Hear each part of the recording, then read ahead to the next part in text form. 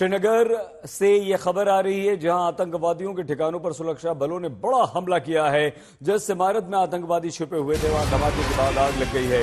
कई खूंखार आतंकवादी इस इमारत में छिपे हुए थे, वहां पर ये धमाका कर दिया गया। सीआरपीएफ और पुलिस का ये ज्वाइंट ऑपरेशन श्रीनगर में हुआ है और इसके अलावा अनंतनाग में भी आतंकवादियों के विरुद्ध सुरक्षा बलों का ऑपरेशन चल रहा है। वहां सेना ने 2 आतंकवादियों को मार गिराया, लेकिन सबसे बड़ा एक्शन श्रीनगर में हुआ है जहां खूंखार आतंकवादी छिपे हुए थे और जिस घर में छिपे हुए थे उस घर को सेना ने उड़ा दिया है। सीआरपीएफ पुलिस का ये ज्वाइंट ऑपरेशन था जिसमें दोनों को उड़ा दिया गया, इस घर को उड़ा दिया गया। धुएं का गुबार जो आप देख रहे हैं ये उसी घर का है जहां पर आतंकवादी छिपे हुए थे।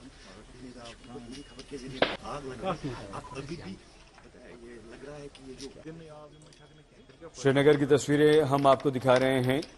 वहां एक घर में आतंकवादी छिपे हुए थे। सीआरपीएफ पुलिस का ज्वाइंट ऑपरेशन चल रहा था। आतंकवादियों को ललकारा गया, उनसे कहा गया कि बाहर निकल आइए। जब आतंकवादी नहीं माने तो उस घर को सीआरपीएफ और स्थानीय पुलिस ने उड़ा दिया। धमाका किया गया, भयंकर आग उस पूरे घर में लग गई है और आतंकवादियों के मारे जाने की पुष्टि का अब इंतजार हो रहा है क्योंकि इलाके को चारों तरफ से सुरक्षा बलों ने घेर रखा है। अभी तक इस घर से आतंकवादियों के भागने की खबर नहीं आई है और इतना मौका भी शायद उन्हें ना मिल पाए कि वो भाग पाए। ये वो घर है जिसमें आतंकवादी छिपे हुए थे जो हम आपको दिखा रहे हैं और उसे हमारी सुरक्षा बलों ने उड़ा दिया है। धमाका करके उस घर को उड़ा दिया, उसमें भयंकर आग लग गई है। मीर फरीद हमारे संवाददाता श्रीनगर से जुड़ गए। फरीद, लेटेस्ट अपडेट बताइए, क्या है? जी बिल्कुल, जैसे आपने कहा कि मकान से जो है आग जो निकली है, दिखी है एक कमरे से, जो नीचे का कमरा था और उसके बाद जो है फैल गई है ऊपर तक।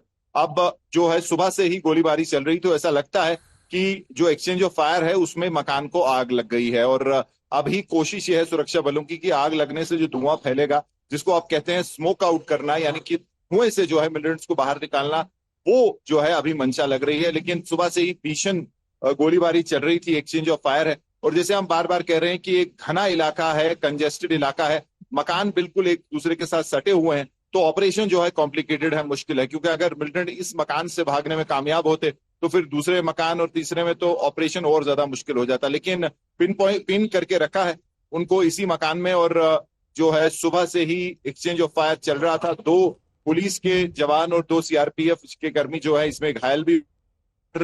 ये बड़ा ऑपरेशन है क्योंकि सुरक्षा बलों के पास इनपुट है कि लश्कर का एक टॉप कमांडर, इसका नाम उस्मान है और नॉन लोकल है, लश्कर की भागदौड़ संभाले हुए था, श्रीनगर पहुंचा था और कोशिश थी कि कुछ बड़ा सनसनीखेज करने की, लेकिन उससे पहले ही उसको रोक लिया गया है और तभी ये ऑपरेशन काफी सिग्निफिकेंट हो गया है। जी, ये बड़ी बात आप बता रहे हैं कि लश्कर का एक बड़ा कमांडर था और वो श्रीनगर में कुछ करना चाहता था। क्या यही कारण था मीर फरीद इस तरह से इस घर को उड़ाया हमारे स्थानीय श्रीनगर पुलिस और सीआरपीएफ ने?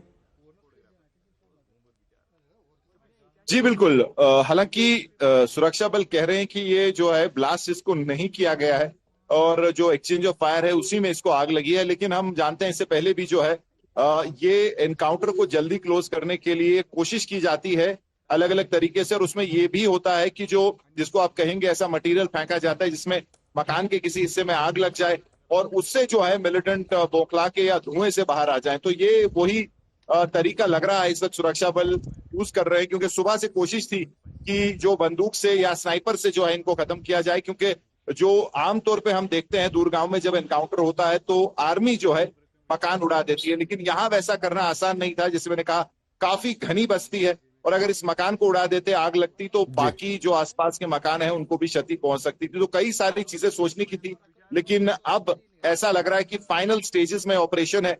क्योंकि अगर मकान को आग लग गई है, एक हिस्से को आग लग गई है, तो पूरे मकान को भी जो है ज्यादा देर नहीं लगेगी।